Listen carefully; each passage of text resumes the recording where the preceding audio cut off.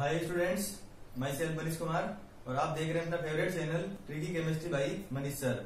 तो last class में अपन ने जो एल्किल हैलाइड है उनके जो नाभिस्नेही प्रतिस्थापन विक्रिया थी उसको डिस्कस किया था। और उसके लिए मैंने आपको कहा था कि हर साल जो है बोर्ड के पेपर में क्वेश्चन आते हैं इससे रिलेटेड।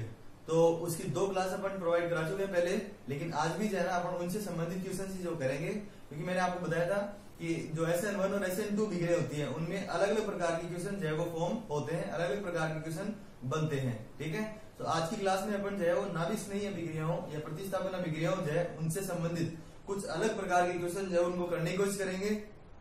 उनकी मैं आपको ट्रिक भी बताऊंगा और वीडियो जो है उसको आपको कंप्लीट देखना है, जिससे कि आपको वीडियो में दी गई पूरी जानकारी मिल सके। ठीक है, तो इसी तरीके से आप चैनल के साथ बने रहिए। तो देखो, सबसे पहले आज का जो टाइटल है वो है SN1 और SN2 विक्रियाओं की क्रियाविधि। ठीक है, सॉरी क्रियाशीलता। किस तरीके से अपन क्रियाशीलता पता लगा सकते हैं। जैसे एक बार बोर्ड में क्वेश्चन पूछा गया कि ब्रोमोब्यूटेन, क्या दिया गया, ब्रोमोब्यूटेन, ब्रोमोब्यूटेन के 4 समावेवी, ब्रोमोब्यूटेन के 4 समावेवी। वैसे देखो यहाँ पर 4 लिखा भी नहीं होता, तो मैंने आपको ट्रिक बता रखी है इसकी कि 4 कार्बन होते हैं तो 4 ही यौगिक बनते हैं, 4 की संख्या बनती है, 5 कार्बन होते हैं तो 8 बनती है, 3 होते हैं तो 2। ठीक है, ये मैंने आपको वीडियो बना के दे रखा है पहले। तो ब्रोमोब्यूटेन के 4 समावेवियों को SN1 और SN2 विक्रियाओं की जो क्रियाविधि है ना, सॉरी क्रियाशीलता है, आज बार बार क्रियाविधि निकल रहा है पता नहीं क्यों। तो क्रियाविधि अपन ने पहले पढ़ रखी है, जबकि अपन जो क्रियाशीलता के लिए बोल रहे हैं कि SN1 और SN2 विक्रिया जो है उनके प्रति जो एल्किल हैलाइड होंगे उनकी क्रियाशीलता का क्रम यहाँ पर पूछेगा। तो देखो, सबसे पहले अपन क्या पता लगाना है यहाँ पे। सबसे पहले ब्रोमोब्यूटेन के 4 समावेवी कैसे बनाते हैं। तो देखो, जो भी स्टूडेंट आज पहली बार वीडियो देख रहे हैं वो पहले उन क्लासेस को देख लें जिनसे कि उनको ये जो मैं बना रहा हूं यहाँ पर संरचनाएं वो बनाना थोड़ा आसान हो जाए। ठीक है, तो ब्रोमोब्यूटेन जो है उसकी ये 4 संरचनाएं होती हैं। ठीक है, ये 4 संरचनाएं होती हैं, जिसमें इनको मैं फर्स्ट, सेकंड, थर्ड और फोर्थ करके लिख देता हूं, क्योंकि बार बार अपन इतनी बड़ी संरचनाएं बनाएंगे तो जो है प्रॉब्लम होगी थोड़ा लिखने में। आप एग्जाम में वैसे ही कर सकते हैं, इसको चारों को बनाइए, लेकिन इनमें सब पे हाइड्रोजन आपको लगाने हैं। जैसे यहाँ पे 2 हाइड्रोजन आ जाएंगे, 2, 2 और 3, इस तरीके से आप हाइड्रोजन लगाएंगे। ठीक है, तो अब अपन को पहचान करनी है इनके अंदर से कि पहले वाला कौन सा डिग्री का है। तो पहले वाला 1 डिग्री का है, क्योंकि जिस कार्बन से ब्रोमीन जुड़ा हुआ है, इस कार्बन जुड़ा हुआ है, ये डायरेक्ट कितने कार्बन जुड़ा हुआ है, 1 से। ऐसे इसको देखोगे तो ये भी कितने जुड़ा हुआ है, 1 से। इसका मतलब इसकी डिग्री कौन सी है, 1 डिग्री। इसके लिए देखोगे जिस कार्बन से ब्रोमीन जुड़ा हुआ है वो कितने कार्बन जुड़ा हुआ है, 2 से, इसका मतलब 2 डिग्री। और इसके लिए देखोगे तो ये कौन सा हो जाएगा, 3 डिग्री, क्योंकि ये कार्बन 3 कार्बन से जुड़ा हुआ है। ठीक है, अब मैंने क्या कहा था आपको कि SN1 और SN2 विक्रियाओं की जो क्रियाशीलता है उसके समकक्ष इनकी जो है ना आपसे क्रम पूछा जाएगा। तो क्रम जो है वो कौन सा होगा। तो क्रम के लिए क्या बताया था, SN1 विक्रियाएं कौन देता है, 3 डिग्री एल्किल हैलाइड, मतलब 1, 2, 3 बताया था कि 1 के आगे 2 और 3 आता है, तो 2 और 3 उसके आगे लिख दो। तो 3 डिग्री जो है ना उसके अंदर SN1 विक्रिया क्या होगी, फास्ट होगी, 3 डिग्री में ये होगी। और 1 डिग्री जो है ना उसके अंदर कौन सी होगी, SN2, कौन सी, SN2।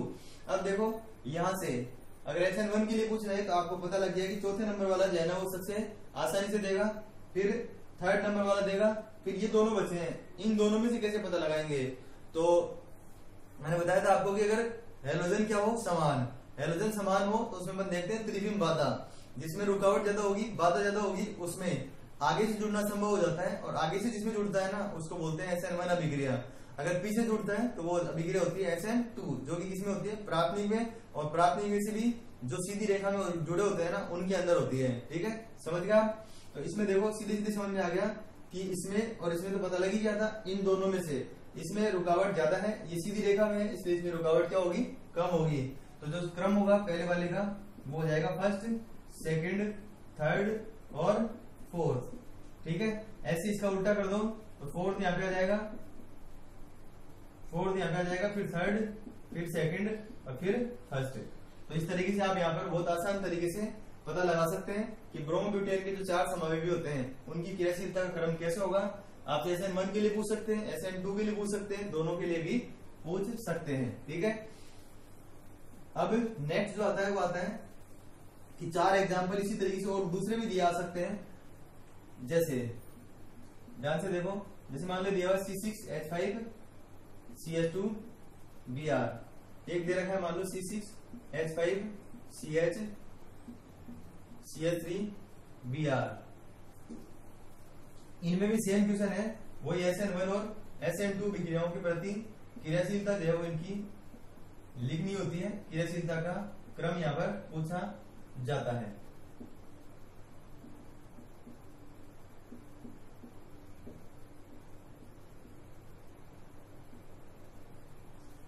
ऐसे, ठीक है।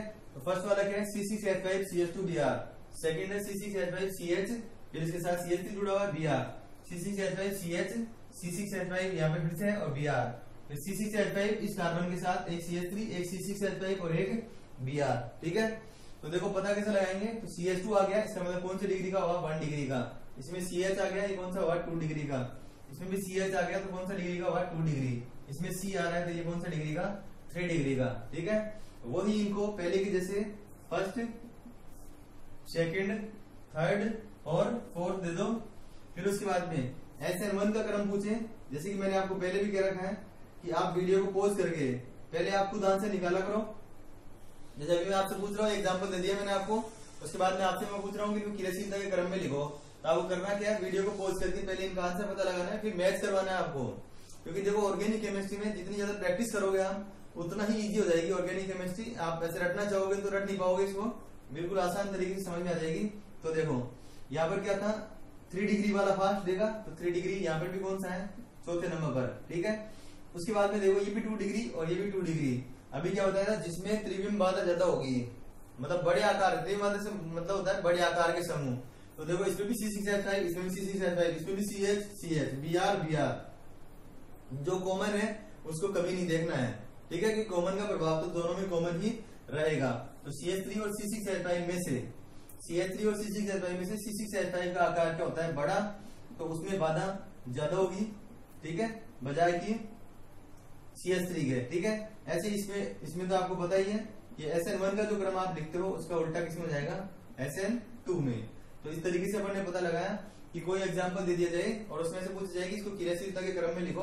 तो आपको मैंने ट्रिक क्या बता रखी है, ट्रिक है जिसमें जितनी ज्यादा त्रिविम बाधा होगी, ट्रिक क्या होगी, जिसमें जितनी ज्यादा त्रिविम बाधा होगी उसमें SN1 अभिक्रिया होने की संभावना उतनी ही ज्यादा होती है, SN2 अभिक्रिया होने की संभावना कम हो जाती है, ठीक है।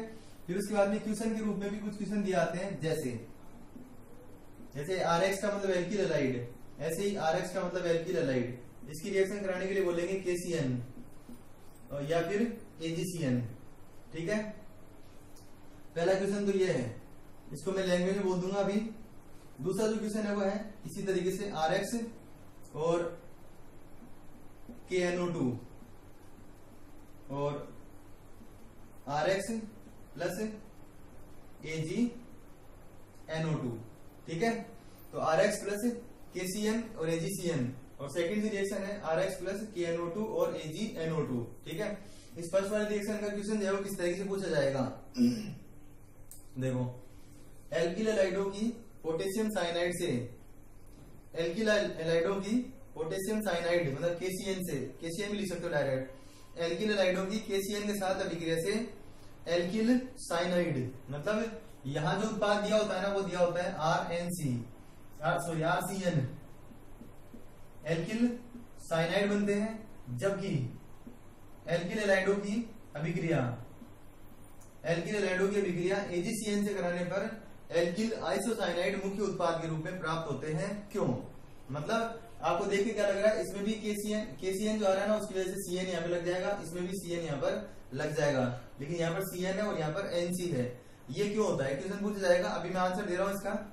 ऐसे इसके अंदर देखो, इसमें भी क्वेश्चन इसी तरीके से पूछा जाता है कि जो पहले वाली रिएक्शन है उसमें तो आता है आंसर ONO और KX, और सेकंड जो रिएक्शन है उसमें आंसर आता है RNO2 प्लस AgX, ठीक है। तो इन रिएक्शन में पता कैसे लगेगा, देखो आपको डायरेक्ट आंसर आएगा इसका। जनरली ये एग्जाम में क्वेश्चन पूछा जाता है ये या फिर ये, ऐसा क्यों, क्योंकि देखो इसमें तो आप क्या करोगे, डायरेक्ट NO2 लगाओगे, तो ये तो वैसे भी जिसको भी नहीं आती ना रिएक्शन वो भी सही कर देगा इसको, तो Ag और प्लस चार्ज है इसके साथ जोड़ देगा, NO2 लगा देगा। कंफ्यूजन वाली रिएक्शन है ना वो एग्जाम में जनरली आती है। अब मैं इस रिएक्शन का आंसर देता हूँ आपको कि इसमें ऐसा क्यों हो रहा है, इसमें ऐसा क्यों हो रहा है। चलो मैं इससे पहले एक ट्रिक बता देता हूँ आपको, एक ट्रिक बता देता हूँ जिससे कि आपको जो है ना प्रॉब्लम नहीं आएगी। अपन जो है इस एजी की बात कर रहे हैं, एजी जो है ना एजी को नाइट्रोजन पसंद है, एजी को नाइट्रोजन पसंद है, ठीक है। इसको कैसे भी याद रख सकते हो, जैसे मान लो जनरल लाइफ की बात करते हैं अगर, तो एजी किसको बोलते हैं, जैसे हिंदू परंपराओं के अकॉर्डिंग अगर देखें तो एजी का मतलब पति होता है एक तरह से, ठीक है। तो वो क्या करते हैं, जैसे मान लो किसी का भी नाम एन से हो तो वो उसको ऐसे बोलते हैं एजी आपको तो ये पसंद है, ऐसे एन से हो कुछ भी नाम रख दें कि वो पसंद है, ठीक है। तो आप इस तरीके से याद रखोगे कि एजी आपको तो एन पसंद है, या नैना नुनू कुछ भी जो नाम आप याद रख सकते हो यहाँ पर वो याद रख सकते हो, ठीक है। तो एजी है ना एजी, उसमें हमेशा नाइट्रोजन के साथ बंध बनेगा। तो देखो इस ट्रिक का उपयोग करते हुए इसमें आंसर कौन सा आया, एनसी। इस ट्रिक का उपयोग करते हुए यहाँ पर भी NO2। तो ट्रिक के हिसाब से आप जो है आंसर इस तरीके से दे सकते हैं, लेकिन वो तो वही उत्पाद पहचान करने की, लेकिन आपको जो बोर्ड का पेपर है उसमें उत्पाद तो दिया होगा, मतलब ये जो है ना ये तो रिएक्शन नाम लिखा होगा ऐसे। हाँ, अगर रिएक्शन को पूर्ण करने के लिए बोले, जैसे मान लो ये दोनों नहीं दे रखे, ये दोनों दे रखे हैं, हाँ, उस स्थिति में आपको ये ट्रिक जो है ना उसका उपयोग करना है। बाकी इस ट्रिक का ज्यादा उपयोग जो है ना वो कॉम्पिटिशन एग्जाम में होता है, जहाँ पे आपको आंसर निकालना होता है इसका, ठीक है। तो मैं बता रहा हूँ इसका आंसर कि पहले वाले में ऐसा क्यों हो रहा है। तो पहले वाले में देखो जो KCN है वो एक आयनिक यौगिक है, इसका जो आंसर होगा वो होगा क्योंकि KCN एक आयनिक यौगिक होता है, KCN एक आयनिक यौगिक होता है जो विलयन में साइनाइड आयन का मतलब Cn माइनस आयन, जो विलयन में Cn माइनस आयन देता है, जो विलयन में Cn माइनस आयन देता है, जिससे प्रतिस्थापन अभिक्रिया होने से एल्किल साइनाइड मुख्य उत्पाद के रूप में प्राप्त होते हैं। एल्किल साइनाइड मुख्य उत्पाद के रूप में प्राप्त होते हैं। एल्किल साइनाइड को ही नाइट्राइल भी बोल सकते हैं, एल्किल नाइट्राइल भी बोल सकते हैं। अब दूसरे पे आते हैं, जबकि AgCN मतलब सिल्वर साइनाइड, AgCN एक सहसंयोजक यौगिक होता है, AgCN एक सहसंयोजक यौगिक होता है जिसमें नाइट्रोजन अपना इलेक्ट्रॉन युग्म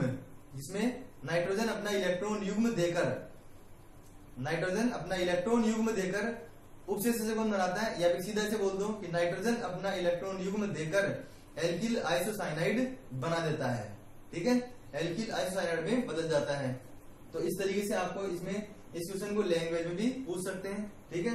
बाकी आपको ये 4 रिएक्शन याद रखनी है कि कभी भी रिएक्शन आ जाए, इसमें भी मैंने आपको पहले ही बता रखा है कि एग्जाम में R नहीं लिखा हुआ आएगा, ये भी नहीं लिखा आएगा, एग्जाम में जो है ना इस तरीके से आएगा, जैसे CH3CH2 Br प्लस AgCN इस तरीके से दिया जाएगा।